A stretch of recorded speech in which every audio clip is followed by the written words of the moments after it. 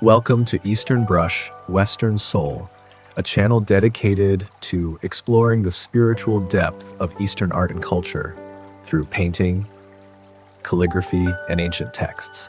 Here we revisit classical works that have shaped human civilization, allowing timeless images and ideas to speak again across centuries.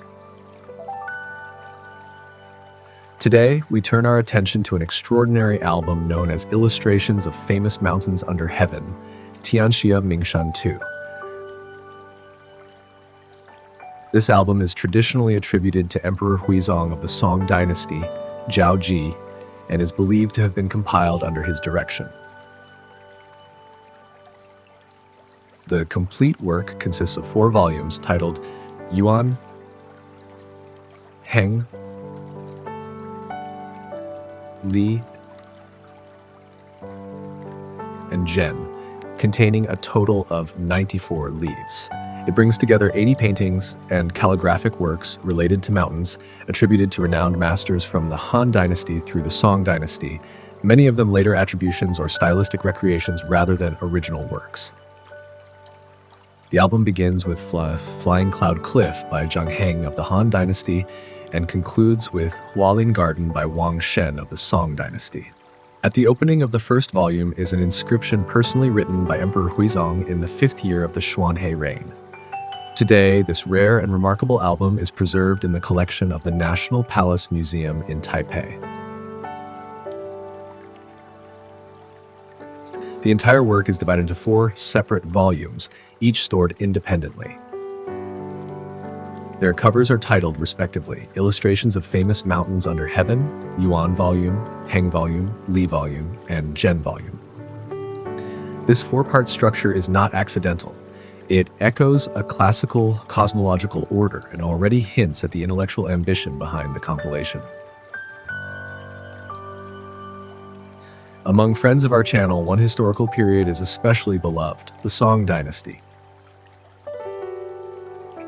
In fact, many of us admire it even more than the Tang Dynasty, which is often regarded as China's most prosperous era. And the reason is simple. The Song was remarkably rich in humanistic thought, cultural production, and institutional openness.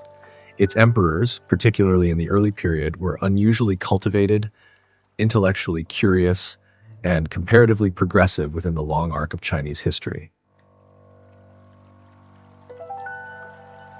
Emperor Huizong of Song is a perfect embodiment of this spirit. In his inscription written for this album, Huizong reflects on the art of the ancients. He tells us that painters of earlier ages fully possessed the 6 principles of painting, achieving a level where spirit and transformation worked in harmony, almost as if they shared authority with nature itself. Later generations, he observes, often became confined to narrower approaches, each forming their own schools but rarely reaching such all-encompassing mastery. What makes this album exceptional, Huizong continues, is its scope.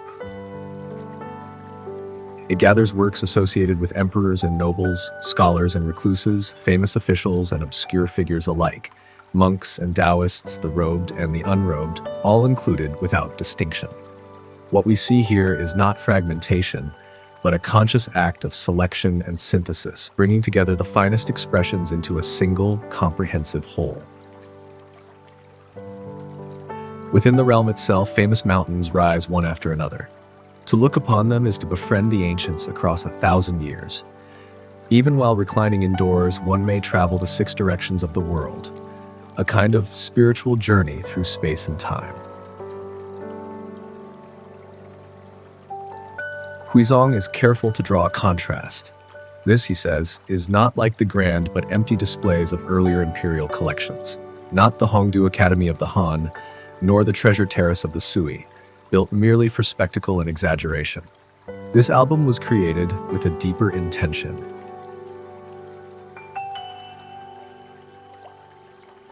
He concludes by noting the moment of writing, the 3rd month of spring, in the 5th year of the Xuanhe reign.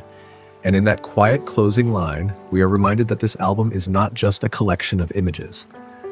It is a window into how a Song emperor understood art, history, and the act of seeing itself. The Yuan volume. This opening section sets the tone for the entire album. What we encounter here is not just mountains as landscapes, but mountains as symbols, memories, and stages for the human spirit.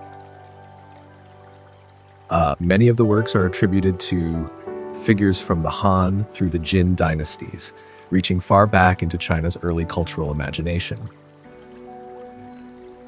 The volume begins with Flying Cloud Cliff, attributed to Zhang Heng of the Han Dynasty, a name better known to many as a scientist, astronomer, and thinker. Here, mountains are already more than physical forms. They are places where clouds gather, where heaven and earth seem to converse.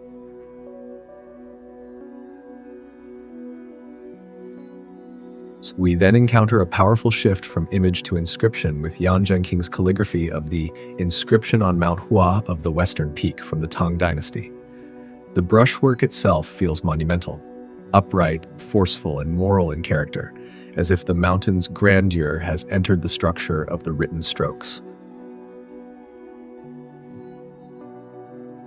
Several early Han Dynasty works follow, including Three Mountains of Runzhou by Chen Chang,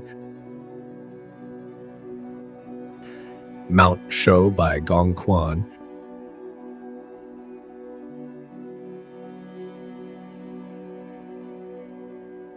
and Gathering Ferns on Mount Shouyang by Liu Bai.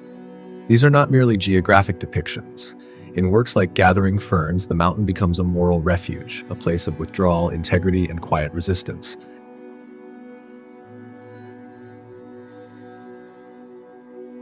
That theme continues in Hidden Mountains, Deep and Graceful by Liu Dan,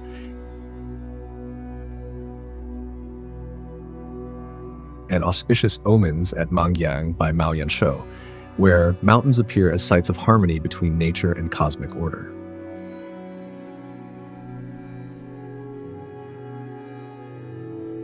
The album then weaves calligraphy directly into the visual rhythm, with a colophon attributed to Zhang Xi, reminding us that in Chinese tradition, writing itself is a form of landscape, a terrain shaped by movement, pressure, and breath.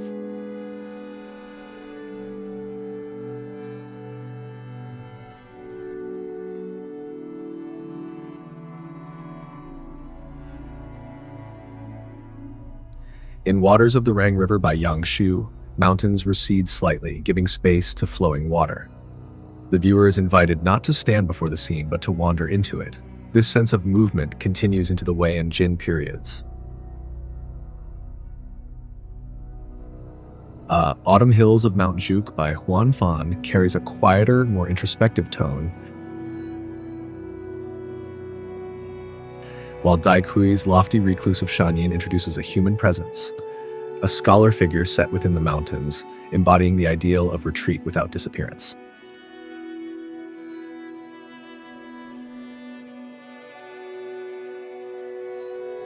We then encounter Sacred Peaks, Eastern Peak by Xiahou Yuntai Mountain by Xun Shu, and White Peak Mountain by Wen Xiao. Each mountain is different in name and character, yet together they form a mental map of the world as it was imagined, layered with geography, myth, and personal association.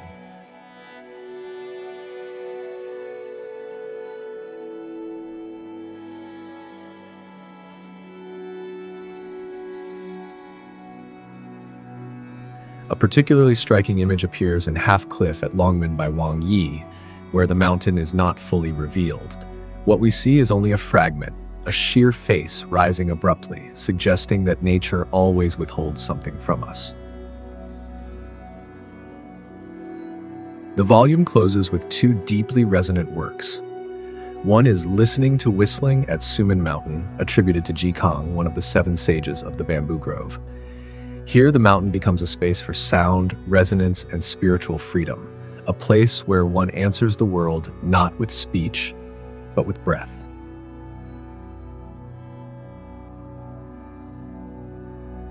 And finally, depicting the Orchid Pavilion by Wang Shiji. This is a powerful ending.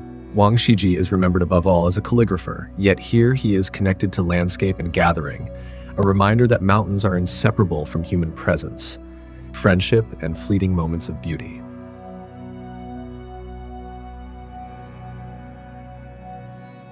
Taken together, the Yuan volume feels like a long prelude. It introduces mountains not as scenery alone, but as places of thought, ethics, withdrawal, communion, and remembrance. Before later volumes expand and refine the language of landscape painting, this first section quietly establishes the foundations, where art, calligraphy, and the human spirit are still deeply entwined.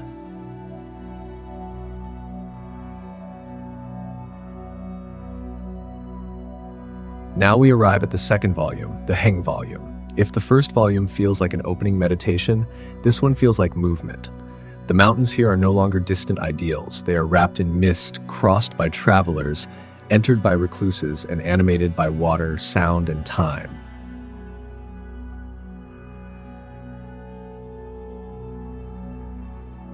The volume opens with jade clarity and misty vapors, attributed to Emperor Ming of the Jin Dynasty. The title alone is telling, jade-like purity dissolving into haze. The mountain is present, but never fully revealed. What we see is atmosphere, not structure, suggesting an early sensitivity to mood rather than form. That sensitivity deepens in Daikui's Immortal Pavilion at Mount Ji. This is no ordinary mountain retreat. It is imagined as a dwelling place for transcendence, where architecture, landscape, and the search for immortality quietly merge.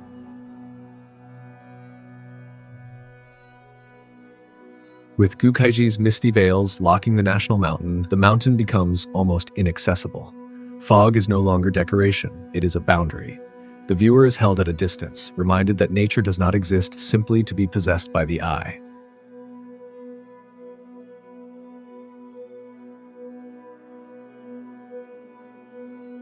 Scenes of travel soon follow. In Journey Through Gaotang by Wang Meng, the human figure moves through mountains rather than standing apart from them. Roads wind, paths disappear, and travel itself becomes a theme, both physical and symbolic.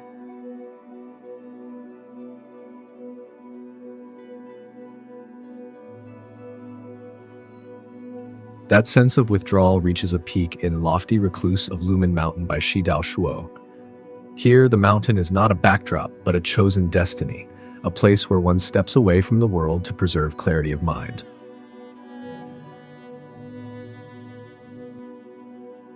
Then, suddenly, light enters. Morning Mist over West Lake by Lu Tanwei of the Song Dynasty softens the entire visual field.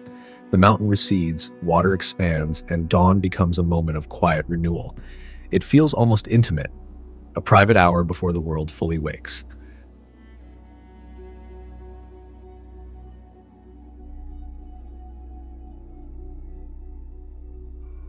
Water now takes center stage.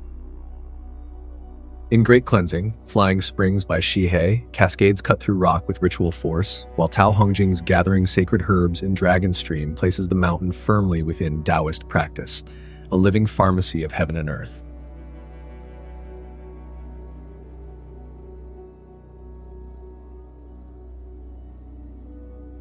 Caves and grottos appear repeatedly.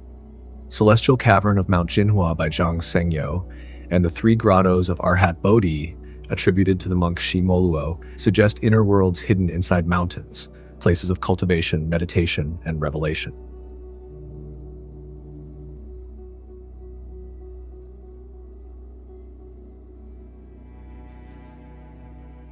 The album then reaches one of its most famous moments, Stone Bell Mountain. First, we see Stone Bell Mountain attributed to Shi Jingwen of the Five Dynasties, a visual prelude.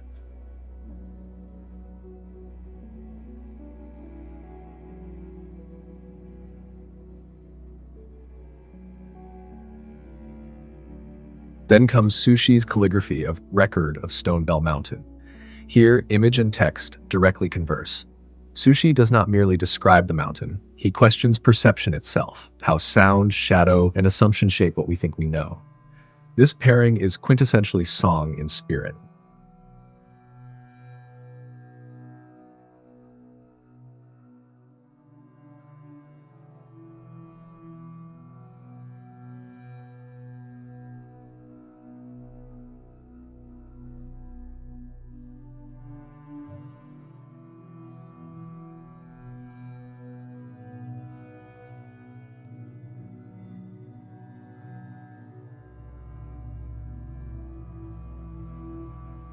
Further on, the mountains grow more dramatic. Viewing the waterfall at Stone Bridge by Xiaofang presents a vertical world: stone, water, gravity.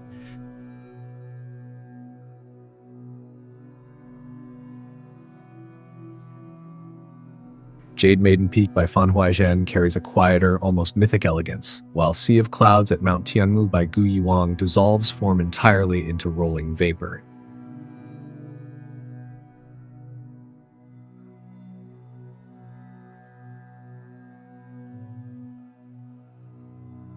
The later works slow the pace again.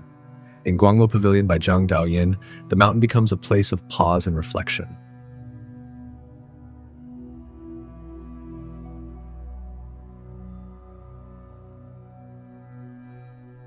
Evening Haze at Jiaoyuan by Zhao Yan, a consort prince of the Liang Dynasty, captures the day's final breath, light thinning, contours fading.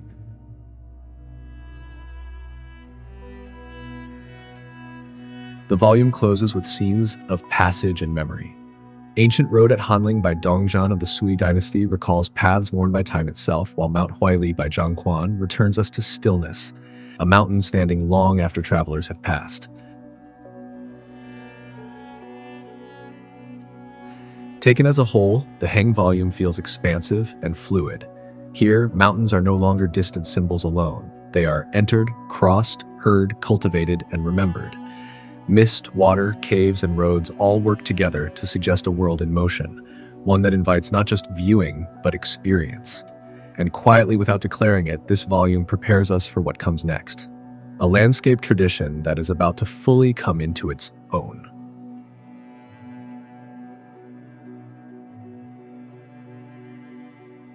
And now we arrive at the third volume, the Eli volume.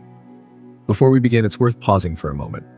For this section, one of our friends on the channel, Little Fish, put in an extraordinary amount of work, not only reading and deciphering the original titles, but also tracing historical sources and artistic contexts behind each piece. And you can feel that effort here because this volume marks a real turning point. If the earlier volumes were about foundations and movement, the Ali volume feels like arrival. What immediately stands out is that this volume is dominated by the Tang Dynasty, an era of confidence, scale, and clarity. The mountains here are no longer tentative or veiled. They stand fully formed, expansive, and assured.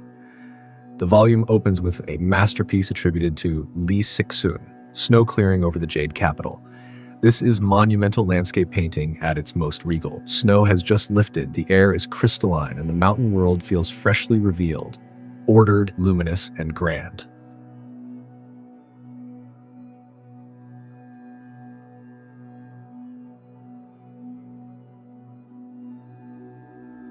That grandeur continues in Southern Pavilion by Li Sihui and Refined Retreat at the Jade Terrace by Yang Ning.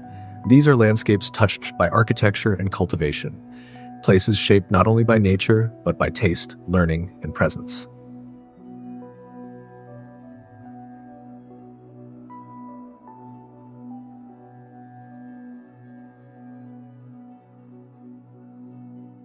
As we move on, time begins to soften again. In Evening Mooring at Eastern Stream by Yang Tingguang, the day slows. Boats settle, water darkens, and the mountain becomes a quiet companion rather than a spectacle.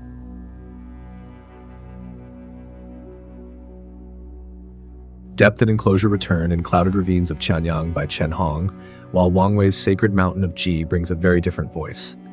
Wang Wei's mountains are inward. They breathe silence. The landscape feels less painted than contemplated.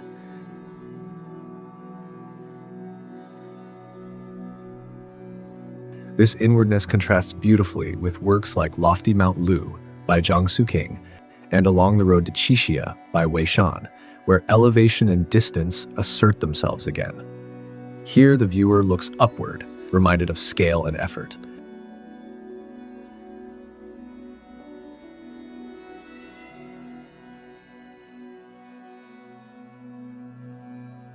Paths and crossings appear repeatedly. Mount Jingshan by Shuiji, Walking in Spring Daylight by Li Sixun, and Passing Honggu Pass on a Tired Donkey by Zhang Xuan all suggest movement through terrain, sometimes elegant, sometimes strained. The mountain does not yield easily.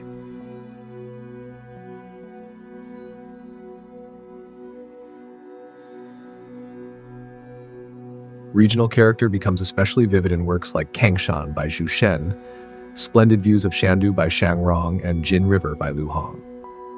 These are not abstract mountains. They belong to specific places, climates, and cultural memories.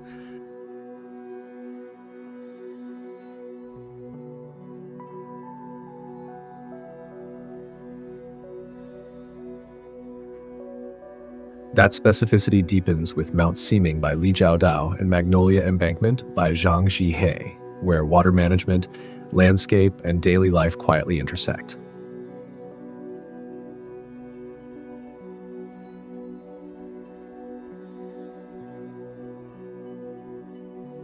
As we approach the later works, the mountains grow increasingly dramatic. Mount Taipei by Zhang Yin rises with stark authority. Clear Breeze over Taipei by Zhan Ziqian brings refinement and openness, a breath of courtly elegance within nature.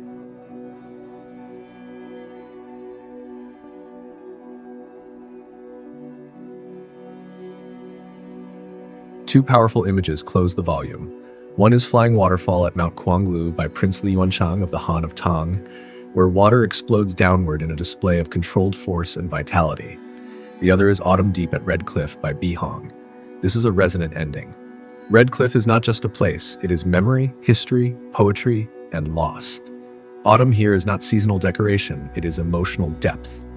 Taken together, the live volume feels confident, mature, and expansive. This is landscape painting no longer searching for its language.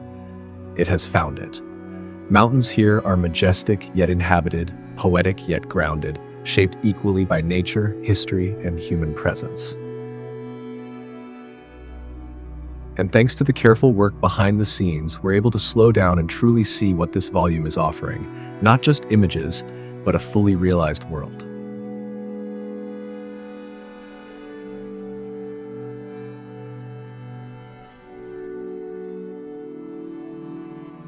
Before we open the final volume, there is someone we must pause for. Little Fish reminded us again and again while preparing this video. If we are to introduce this album seriously, we cannot avoid the man behind it. So before entering the Zhen volume, let us first meet Emperor Huizong of Song. Zhao Ji, also known by his studio name, master of the Xuanhe era. Huizong was the 8th emperor of the Northern Song dynasty, but to describe him only as an emperor would be deeply incomplete. He was a painter, a calligrapher, a poet, a lyricist, and one of the greatest art collectors in Chinese history. He mastered the guqin, excelled in football-like court games, polo, hunting, archery, and horsemanship. He designed gardens, studied tea, and created his own calligraphic style, the slender, razor-sharp script later known as slender gold. He was born the 11th son of Emperor Shenzong, the younger brother of Emperor Huizong. Originally titled Prince of Suining and later Prince of Duan, he was never meant to rule. But in the first month of the year 1100, when Emperor Huizong died without an heir, the Empress Dowager installed Zhao Ji as emperor and governed behind the curtain for a year. In his second year, the reign title changed to Jianzhong Jingguo, a name filled with hope and order. History, however, was less kind. Huizong's reign became marked by corruption, factional politics, and deep social suffering. Popular uprisings erupted, among them the rebellions led by Song Jiang and Fang La. In the first year of the Jingkong era, Jurchen armies reached the capital. Huizong abdicated in favor of his son, Emperor Qinzong. A year later, the dynasty fell. Father and son were taken north as captives. Huizong died in exile in the 13th year of the Jin Tianhui era at the age of 54. Only decades later, after the Song-Jin peace treaty, were his remains returned and buried at Yongyou Mausoleum in Shaoxing. He is one of the most tragic figures in Chinese history, a ruler who failed the state and an artist who elevated civilization. And it is precisely this contradiction that lingers over the final volume of the album.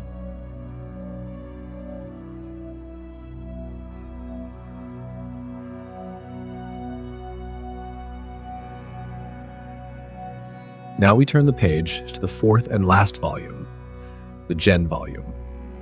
If the earlier volumes moved from origins to maturity, this final section feels like resolution and remembrance.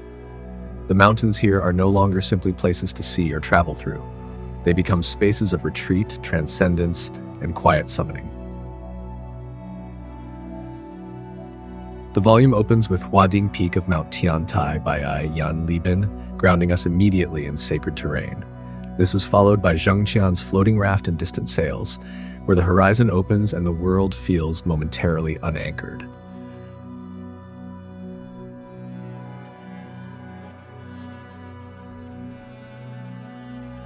A powerful spiritual note is struck in Seeking the Way at Mount Juqi by Yuqi Yiseng, while Zhou Fang's Golden Valley Garden recalls a cultivated paradise, elegant, refined, and already tinged with nostalgia.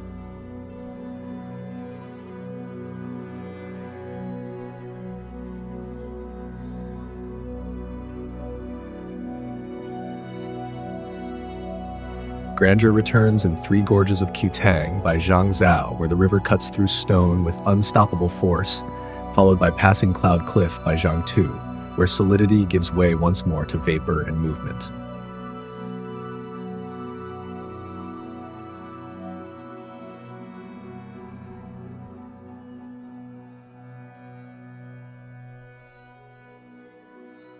From the Five Dynasties comes Guantong's great northwestern strongholds, austere and monumental, and Li Chang's immortal pavilions of the Nine Palaces, where architecture and mountain merge into an ideal realm.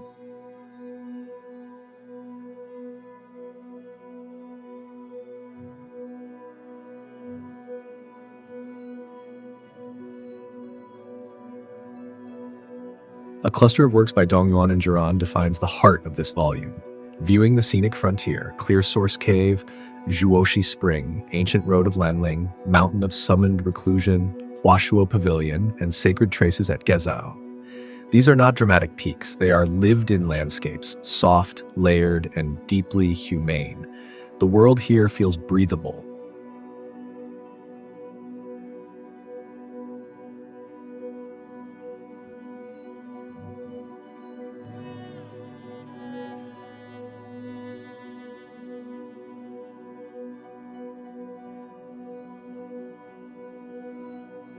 The theme of withdrawal becomes explicit in Peach Blossom Spring by Pei Shu, a vision of utopia hidden from history, and in Arrayed Peaks of the Taihang Mountains by Zhang Dunli, where mass and rhythm replace spectacle.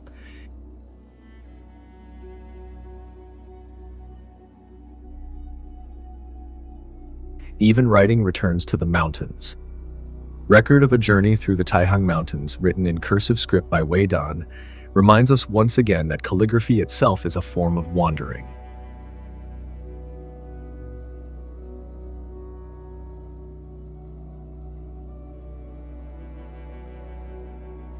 Late song voices appear quietly. Immortal Realm of Huotong by Fan Quan evokes overwhelming scale, while Auspicious Mists over Mount Zhong by Li Cheng softens that power into serenity.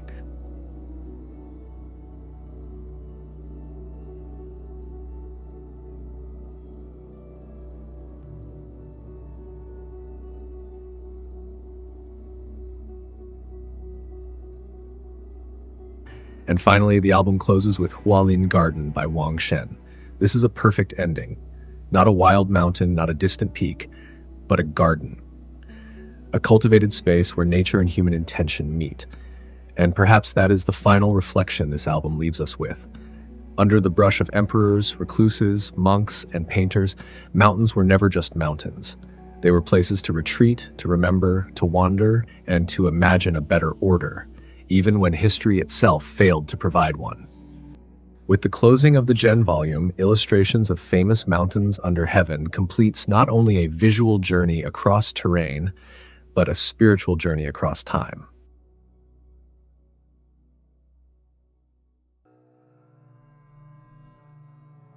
As we come to the end of this album, there is one final detail worth noticing. At the close of the compilation appears a short but weighty inscription by Emperor Huizong of Song.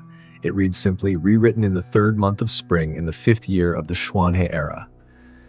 Just a line, and yet it anchors the entire album to a precise historical moment. A reminder that what we have been turning through is not an abstract idea of the past, but something once held, reviewed, and affirmed by a living hand.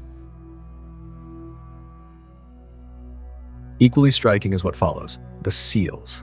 There are far too many to count and far too many to read aloud. Imperial Collection seals, family heirloom seals, studio seals, personal seals of painters, calligraphers, collectors, and later connoisseurs, from emperors and princes to scholar officials and private collectors across generations.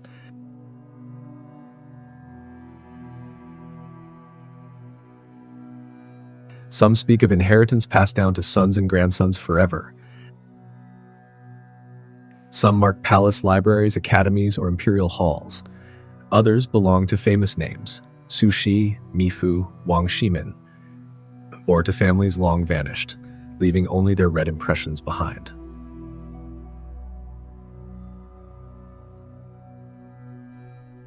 We will not attempt to identify or pronounce every seal here. That task would be endless and perhaps unnecessary. What matters is the feeling they create together, layer upon layer of human touch, taste, judgment, and care. This album was not merely viewed, it was handled, treasured, transmitted, and remembered. And that, in many ways, brings us back to why we made this video in the first place. At Eastern Brush, Western Soul, we explore works like this not as distant museum objects, but as living witnesses, carriers of memory, culture, and human longing across time. Through ancient paintings, calligraphy, and texts now in the public domain, we hope to offer a quiet space to reflect on how civilization records itself, loses itself, and sometimes finds itself again. Thank you for turning these pages with us. Until next time, this has been Eastern Brush, Western Soul.